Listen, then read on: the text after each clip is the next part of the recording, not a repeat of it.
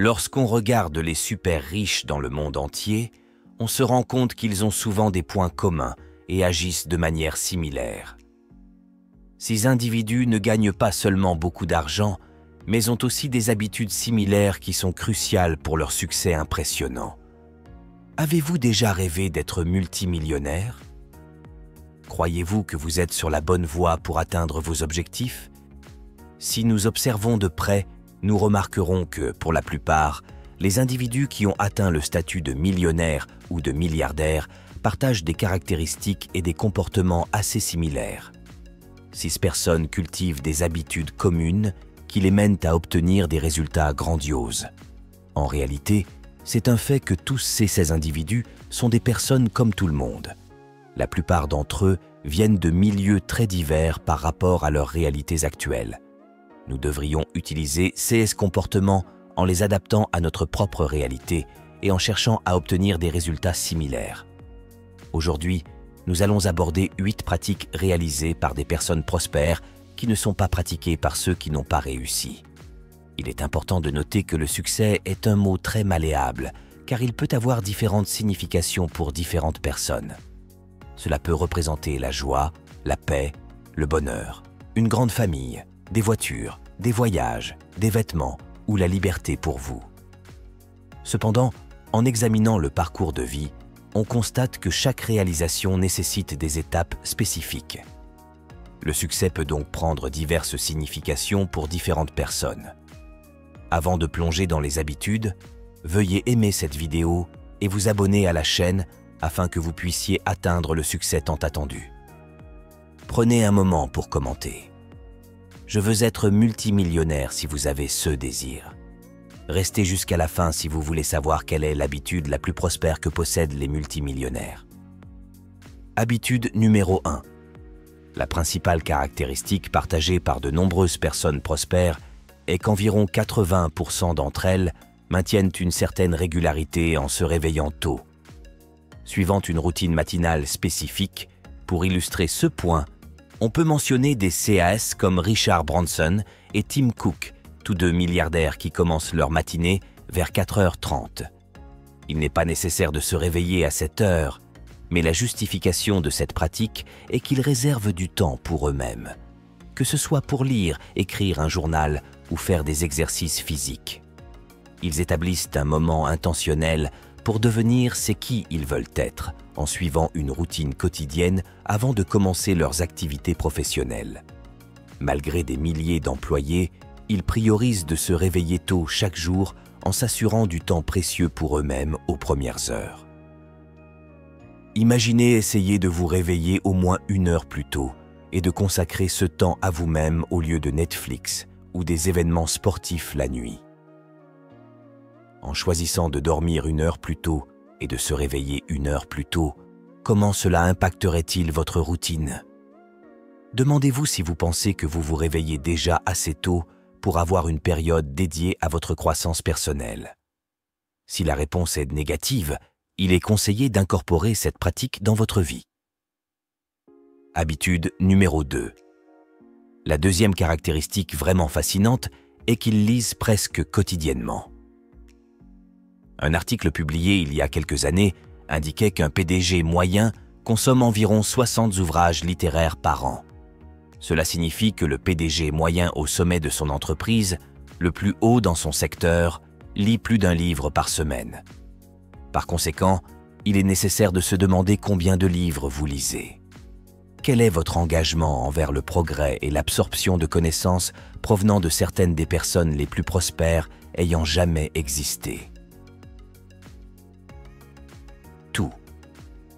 Ce que vous voulez apprendre sur le développement personnel, les spécialités dans certains domaines et autres apprentissages existent déjà sous forme d'ouvrages que vous pourriez explorer, créés par certaines des esprits les plus perspicaces ayant jamais existé.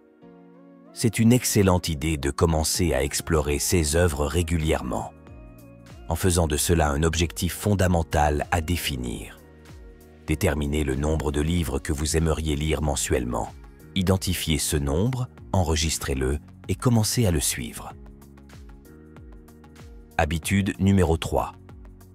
La troisième action qu'ils entreprennent est de s'engager dans une activité physique régulière, car ils reconnaissent la connexion entre l'esprit et le corps. Si le corps n'est pas en équilibre, il y a une forte probabilité que l'esprit ne le soit pas non plus. L'esprit et le corps maintiennent une connexion constante à tout moment. Un exemple clair de cela est lorsque vous consommez un repas très lourd en milieu de journée, entraînant une intense sensation de fatigue après le déjeuner. Vous avez certainement déjà ressenti cette fatigue de milieu de journée, désirant immédiatement une tasse de café. Cette sensation peut ne pas être naturelle. Peut-être est-ce le résultat du choix alimentaire qui cause cette réaction. Dans ce scénario, la raison pour laquelle les millionnaires font régulièrement de l'exercice est qu'ils comprennent qu'en maintenant une routine constante d'activité physique le matin ou le soir, le corps génère plus d'énergie tout au long de la journée. Plus il y a d'énergie disponible pendant la journée, plus la capacité à atteindre les objectifs est grande, quels qu'ils soient. Par conséquent, l'une des pratiques récurrentes est de faire de l'exercice au moins 4 fois par semaine, en restant toujours actif. Habitude numéro 4. La 4e étape consiste à consigner régulièrement vos objectifs. Dans les années 70, l'université de Harvard a mené une étude auprès des diplômés où seulement 3% de cette promotion ont réellement documenté leurs objectifs. 10 ans plus tard, dans les années 80, ils ont suivi tous ces 16 individus et ont constaté que les 3% qui avaient écrit leurs objectifs avec un stylo et du papier avaient atteint un succès 10 fois supérieur aux autres 97%. En même temps, la réalité est qu'elle devient tangible lorsque vous enregistrez avec un stylo et du papier, car cela prend forme physique dans ce monde, devenant quelque chose de visible et d'atteignable. Souvent, les gens se fixent des objectifs sans les consigner, ce qui conduit finalement à l'échec car ils ne font pas d'efforts pour déterminer comment les atteindre, représentant ainsi le plus grand obstacle à la réalisation de leurs objectifs. Lors de la création d'un plan d'affaires, nous ne le faisons pas mentalement. Au lieu de cela, nous documentons tout. En adoptant ce processus, vous obtenez une compréhension plus claire de ce que vous voulez exactement. Demandez-vous à quelle fréquence vous consignez vos objectifs. Et si ce n'est pas une pratique courante, il peut être approprié de développer l'habitude de documenter vos objectifs et de travailler avec eux quotidiennement, en l'incorporant dans votre routine quotidienne de prise de notes. Habitude numéro 5. La 5e action qu'ils entreprennent est de chercher des mentors. Un article publié il y a des années indiquait que la personne moyenne qui atteint le statut de millionnaire a généralement en moyenne 7 guides avant d'atteindre le premier million. Par conséquent, l'importance d'avoir un mentor réside dans le fait qu'ils peuvent raccourcir votre courbe d'apprentissage, réduisant 20 ans de connaissances et d'expérience à seulement 2 ans. C'est la pertinence d'engager un coach.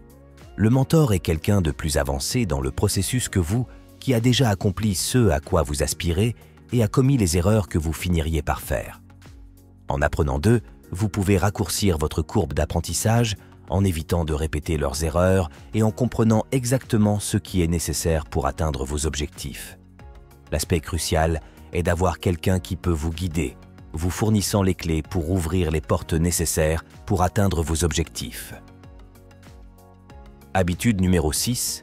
Pratiquez l'autodialogue optimiste.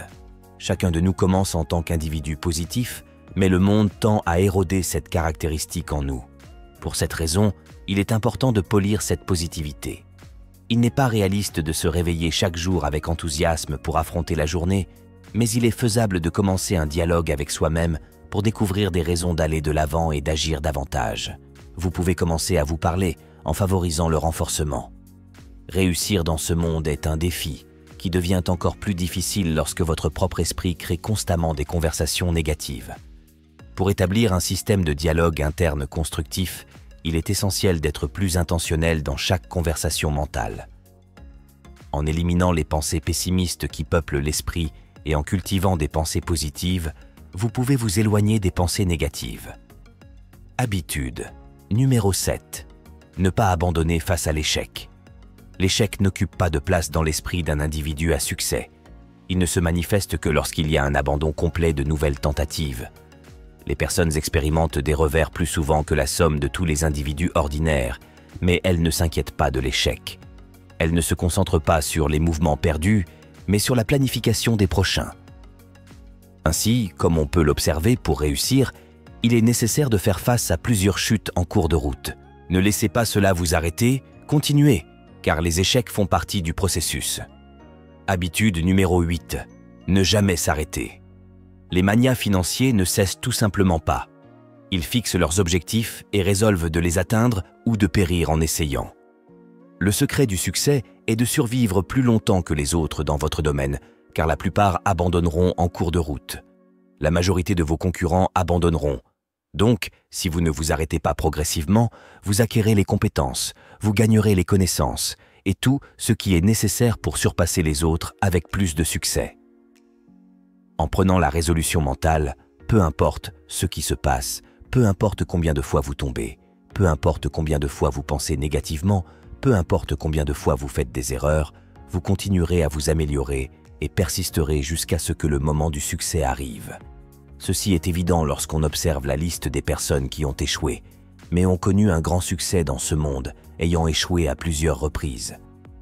Si nous prenons l'exemple d'Abraham Lincoln, par exemple, combien de fois a-t-il échoué et quels obstacles a-t-il rencontrés dans sa vie, devenant finalement président des États-Unis? Beaucoup de personnes très prospères finissent par faire face à plusieurs défaites en cours de route, avec la seule différence qu'elles ne permettent pas à ces échecs de gêner le succès à venir, ne permettant pas aux défaites de les empêcher de suivre le chemin établi. Restant fidèles à leur destin, réfléchissez à la façon dont votre vie serait différente si vous n'aviez tout simplement pas abandonné ce que vous avez abandonné il y a des années. Comment serait votre vie maintenant? Réfléchissez à cela et considérez comment votre vie serait aujourd'hui, comment votre esprit serait aujourd'hui, comment votre corps serait aujourd'hui si vous n'aviez jamais abandonné ce que vous avez abandonné il y a 10 ans. Votre vie serait certainement très différente à partir de maintenant. Ne renoncez pas, et le succès se manifestera naturellement, comme le dit la 8e habitude. Ne vous arrêtez pas et commencez à regarder la prochaine vidéo sur la chaîne pour approfondir les habitudes de grand succès. Si vous êtes arrivé jusqu'ici, écrivez « Je serai constant dans les commentaires » afin que je sache que vous avez une grande chance de devenir un millionnaire prospère. N'oubliez pas de vous abonner à la chaîne. À la prochaine.